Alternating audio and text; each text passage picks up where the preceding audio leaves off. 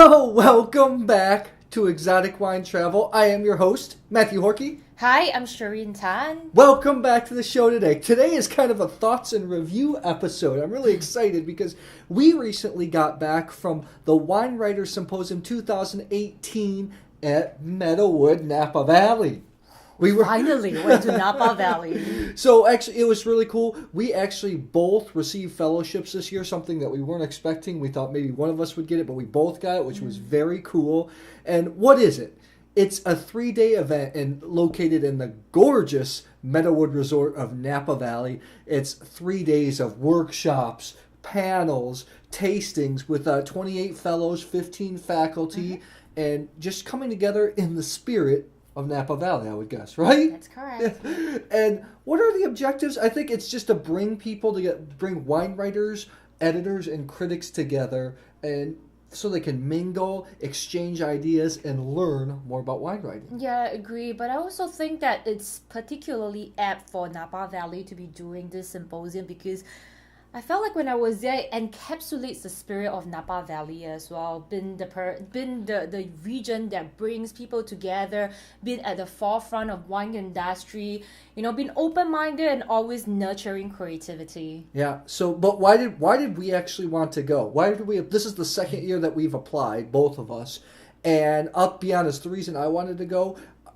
All I want to do every year, I look at the wines I taste. I wanted to taste all the wines. I think it's an opportunity to taste a lot of these wines that are hard to get, or you're not gonna. I mean, you need a big time budget if you want to taste all those wines. So that's really the main reason I wanted to go. No, you were amazing, and you really cracked me up because you were so enthusiastic about it, and you were really dedicated to tasting the wines at every single tasting, I must say. Yeah. For me, I think, of course, I wanted to taste the wine, but it was also because we're kind of at a crossroad of exotic wine travel, and I was thinking about, so what's next for us? What's next for exotic wine travel? How do we bring the business to the next level? How do we nurture ourselves as wine communicators and writers? Yeah. And basically what the program was, it was lectures, tasting panels, networking, and I want to tell you a little bit about what we liked. Well, I like what Shireen liked about the whole event. One of the cool things is the first day we did a down and dirty tour. It wasn't a normal wine visit. You really got in deep, and I'll talk about my experience first. I went to Wheeler Farms, a fairly brand new property by the Arroyo family. They used to have the Arroyo cellars, and they're trying to build like a biodynamic community.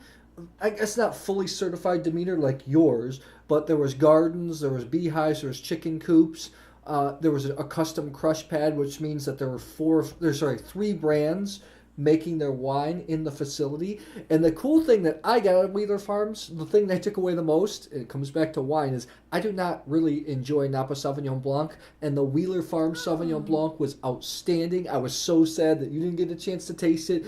It was guava, pineapple, ripe fruit, but it was snappy, spicy. It had this really, really nice spicy finish. I thought it was really beautiful, all stainless steel. So good job, Wheeler Farms, on that one. Would you consider that as your favorite Sauvignon Blanc from Napa Valley? The Spring Mountain that had Semillon, but I don't count that. Okay, what did you like about... Fair enough. So I'll talk about my down and dirty experience first. I visited Raymond, and I thought I didn't know anything about Raymond until I got there and I tasted their basics Cabernet Sauvignon. And I asked the marketing manager, Megan, is that label typically in white? And she said, yeah. And I said, I tasted this wine many years ago in Singapore. When I tasted it, everything just came back. And I thought it was kind of like a serendipitous moment to not really coming full circle, but re-experience something all over again. So Raymond is biodynamic Demeter certified, and there's so many things to talk about because we saw them doing the preparation. We met I don't know what's his official position, but he is basically the leader in working in Raymond, leading the biodynamic practice in the vineyard. So there's actually someone else, a vineyard as well, a vineyard manager, and they work together. And I thought that really shows the dedication, of the winery, that they really want to push biodynamic forward.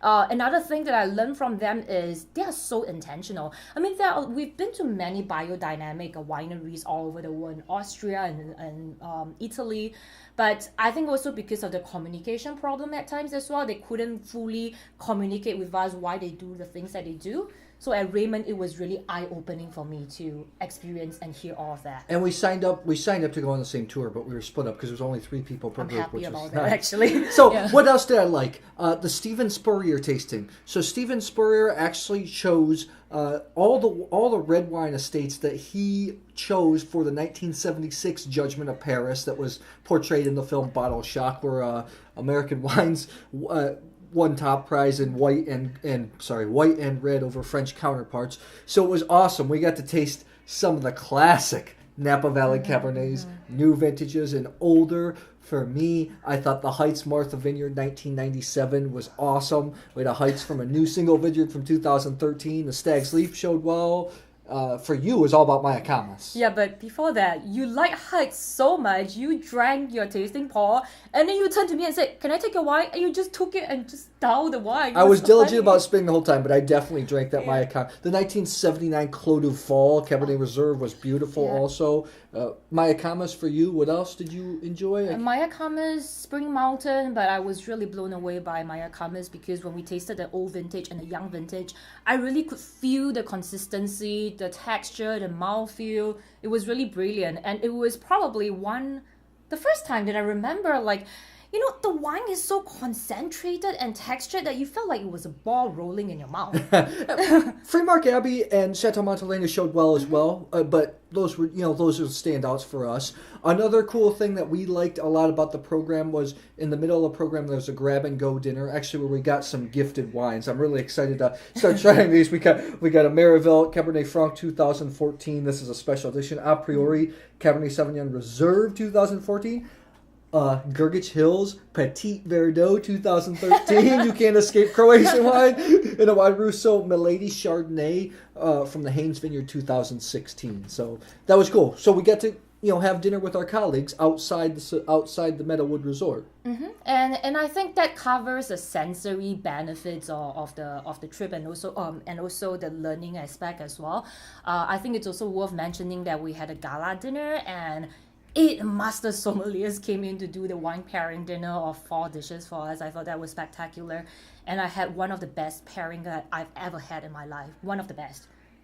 Do you think so? It was the Squab and the Zinfandel. Oh, that was brilliant. That's crazy. I actually, at dinner we had a La Serena. Was a Syrah-based wine. I can't remember the name of it. I'll put it up on the screen. We also had a beautiful Ribolla Gialla from Matthias, and it was 2 weeks on the skins. It was a cool event. It was beautiful, too. They decorated the room. It was really, really beautiful. Yeah, that was spectacular. And I think most importantly for me is always the interaction.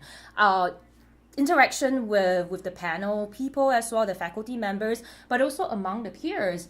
I probably benefited the most out of the casual conversations that I had with people, in the team. I have to give a shout out to Todd Kilman. His last name is Kilman? Yeah.